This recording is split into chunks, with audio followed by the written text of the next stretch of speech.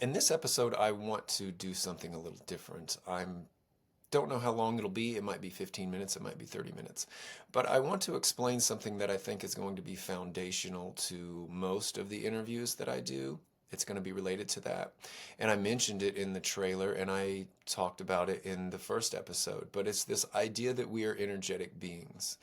Um, when I say that's not a philosophy. That this is just science. And here's what I mean by that. If you take a drop of water and you look at it, let's say we have this big drop of water. It's the size of an apple. It would look like an object, a thing. It'd be, here's the drop of water. There's a boundary in which the drop of water starts, and outside of the water, where that is. It's definitely an object. But if we were to look more closely at the drop of water, we'd see that it actually is made up of hydrogen and oxygen molecules, smaller little foundational pieces. So then if we looked at those molecules even more closely, we'd find that those molecules were made of atoms. And as we remember from school, the atoms have even smaller parts that make them up, the nucleus, which is protons and neutrons, and then even smaller particles that are orbiting around the nuclei of the atoms. And that's the level where we start to understand that things are actually vibrating and moving, that everything is made up of these vibrating atoms. But if we were to look even closer, we know that those particles of the atoms are made up of smaller particles called quarks, and science has even labeled a smaller particle than a quark called a gluon, and it probably goes even farther. But my point is it's not a philosophy. This is just science, that everything that you consider to be solid objects is really, when you look at it close enough, look at it, what it is foundationally is just a vibrating field of energy. Now, even for more verification of it, and I'm going to go ahead and read these so I don't forget, Einstein even said, everything is energy and that's all there is to it. Match the frequency of the reality that you want and you cannot help but get that reality. It can be no other way. This is not philosophy, this is physics. And he said concerning matter, we've all been wrong. What we've called matter is energy, whose vibration has been so lowered as to be perceptible to the senses. There is no matter. So again, we're energy that has slowed its vibratory rate down to such a state that it is condensed into what we call matter. Nikola Tesla said, if you want to find the secrets of the universe, think in terms of energy, frequency, and vibration. And he believed that everything in the universe is made up of energy and is the result of the dynamics of that. So all of us, I believe, need to understand this, that we're not these solid human beings. We're not our bodies having sometimes a spiritual experience. We're energetic beings. We could say, and that's what I think a lot of people are talking about when they say spirit. Spirit is energy. Well, that's what we are. Because this energy is not just, it's not unconscious. This is a conscious energy. I believe at some point science will say that this primordial field that everything is springing from is consciousness. Right now, I think the accepted view is that consciousness, the brain gives rise to consciousness through electromagnetic and chemical processes. Consciousness somehow springs forth out of the brain spontaneously. But what they're finding, and I think they're probably already saying, I don't know, I don't read tons of scientific articles and journals, but it's that it's consciousness that gives rise to the brain. It's this field of energy that gives rise to what we would call the physical brain. So as we move forward in this show, that basic understanding of what it means to be an energetic being, I think, is important, and will help people understand what the guests are talking about a little bit more. Because I feel like the last interview I did was with someone named Carol Morgan, and she explained her concepts extremely well, but I think they might have been lost on some people. And I say that because I had some people who listened ask me questions about it, or simply say they did not understand what she was talking about.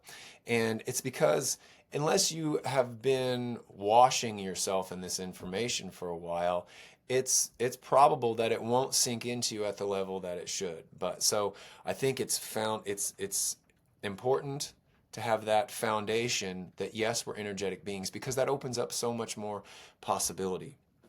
Now then, the next question might be, okay, so what? We're energetic beings. What does that mean for us? What it means is we're not limited to what we've been taught we're limited to. We're not victims of an objective reality that is out there happening to us. We are the programmers of a subjective reality that reflects back to us what we are. Because it's all just energy, and we're part of that energy, and it's all just consciousness, we get to interact with that consciousness. We're part of that consciousness. And another thing that's going to come up probably frequently in the show is the law of manifestation. You might hear it as the law of attraction, or lately I've heard it called the law of reception. It's all kind of the same thing. I don't think it's really important that we go into which one means what.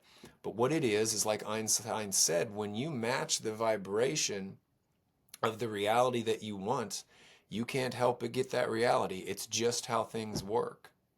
So when we look at our lives, if we think that there's a circumstance we find there's a circumstance that's happening to us, one way or another, we created that. And what the universe is doing is reflecting back to us what we are, good or bad. And Carol kind of talked about that. Here in what she called the third density, one of the main themes, if we look at this as a video game, and it anymore it kind of feels like it. It's a simulation with levels in it. At the third density, which would be the level that we're on, one of the main objectives of this level is to rise past the illusion of duality, of the illusion that there is contrast. I mean, there is contrast here in the third density. The illusion that there is right and wrong, good and bad, good and evil, here and there, inside and outside, me and you, this illusion of separation, because that's where we start to feel like we're victims of things because we're not connected to anything that happened. It happened to me. I didn't do anything to make that happen. Well, maybe not consciously, but subconsciously we are. And that's the thing about being an energetic being and living in a reality where there is a law that you attract what you are. You're doing that. We're doing this all the time anyway. You don't get out of the law. It's not like, well, I didn't know that law existed, so I haven't been doing it. And now that I'm conscious of it, I'll do it now.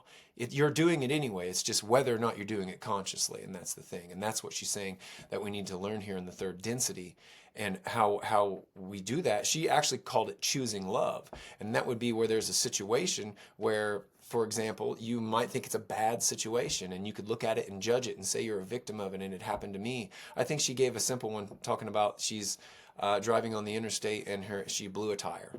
And she's going to have to sit there and wait on the tow truck and wait for an hour. Well, you know, all of us have had experiences like that. And especially if you're in a hurry to get somewhere, to feel how frustrating and infuriating it can be, and that I didn't make this happen. Why did this happen to me? Well, you can go that route and you can hold that vibration of anger and victimhood, or you can choose to look at it as a positive. How is this serving me? What could it do for me? How can I turn this into something good? Because, okay, she said, there's this podcast or a radio show or a book I've been wanting to give my attention to read or listen to. Now I have the opportunity to do it. I cannot change the situation I'm in, so I'm going to accept the situation. She called it radical acceptance, and I loved that. I hadn't heard it put that way before, because it is meaning regardless of what happens, you accept that it's happening for you, and that on some level you broadcast that energy out and it came back to you. If you're someone who's frustrated easily and a lot, you're probably going to get a lot of instances that come to you that are going to bring on frustration frequently. If you're an angry person, you're going to get situations that come back to you that are going to trigger that anger over and over. And if you're not conscious, you're going to think, why is all this shit happening to me? I'm angry all the time, you know? Why do all these things happen to me that make me so angry? It's because you were angry in the first place. And that, who knows where the source of that anger came? When I was teaching, at first, I was, I got a new job. I'm thrilled, and it's all new. And that turned into a lot of anxiety as, am I doing a really good job at this? And, the anxiety then turned into stress and pressure.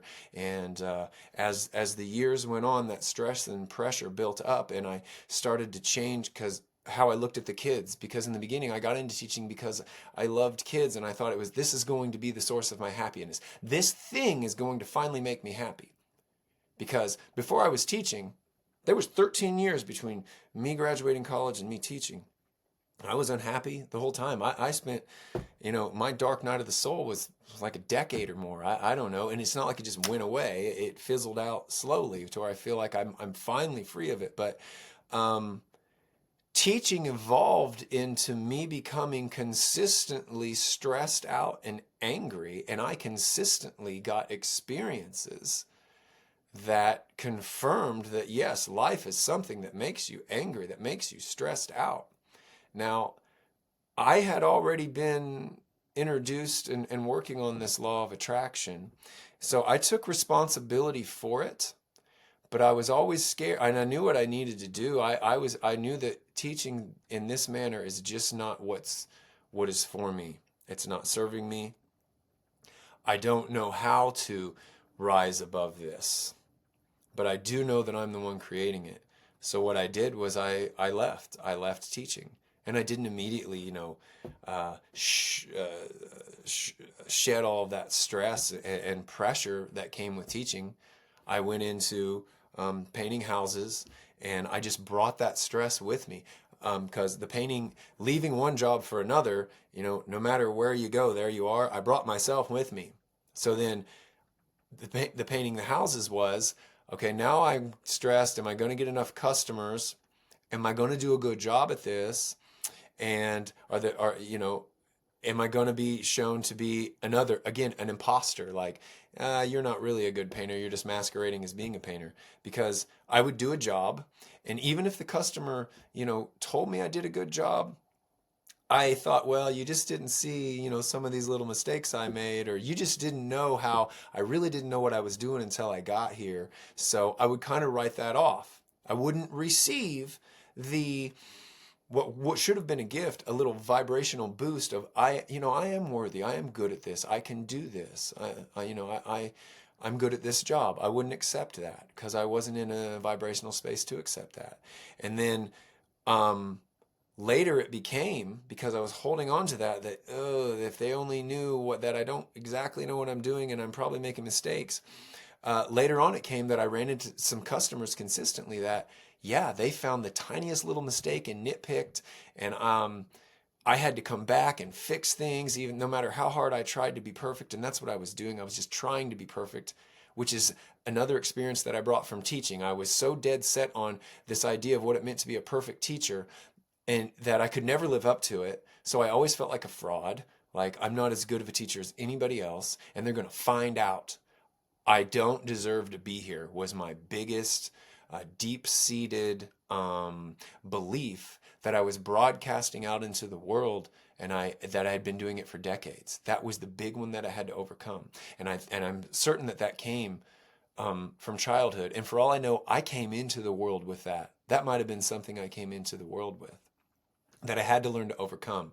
And I'm going to kind of digress here because Carol again said something interesting related to the idea that I came into this incarnation with the seated belief that I did not deserve to be here as much as others, if that makes sense. So it was a lack of self-worth. She said, as we progress through incarnations as souls, we start at the vibration that we left off on in, I'm going to say, the previous life, even though there really is no past lives like in a linear fashion.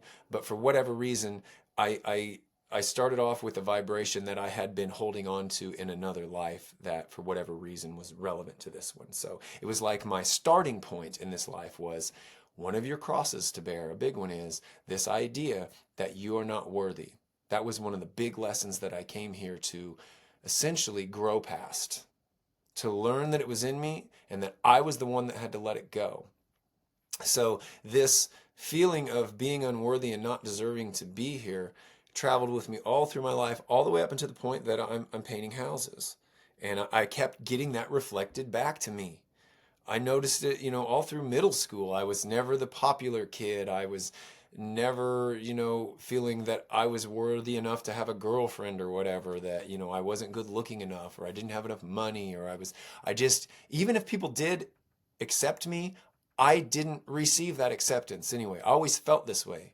It may not have even been true that, I'm certain it wasn't true that people looked at me the way that I looked at myself. And I know everybody can relate to that. We don't ever see ourselves the way others see us. So here I am again, dealing with this, putting forth this vibration of a lack of self-worth and the idea that I don't deserve to be here. And I'm still seeing it up until just recently. I'm still painting now, but I don't feel that way now. I believe I've finally gotten past that feeling that I do not deserve to be here, or I don't deserve to be heard, or my point of view doesn't deserve to be expressed. And the proof of it is right now I'm talking to you. I'm doing this. I have to have the attitude that what I have to say and express is valuable to someone. I know, and it has to be because it's valuable to me, and we're all connected. We're all coming from that same field. And I think that it is now why I called the show, again, One More Voice, is because we all need to be expressing ourselves. And my largest hope for One More Voice is the same concept as the 100th monkey phenomenon. And if you haven't heard of the 100th monkey phenomenon, I don't even know that it's true, but the story goes like this. There was a team of scientists who were studying these macaque monkeys on a group of islands, I think off the coast of Japan. Doesn't really matter, but they're studying these monkeys and their behavior. And the scientists noticed that at some point, one of the monkeys learned to wash its sweet potato in the creek, or maybe even in the ocean, but it was learning to wash its sweet potato. And they observed soon after that the other monkeys in the group then learned the same behavior. They started washing their sweet potatoes. Well, that's basic enough, understandable. But what surprised them was at the same time, on a separate island that had no contact with the first island, the macaques on that island, right around the same time, were washing their sweet potatoes in the water as well.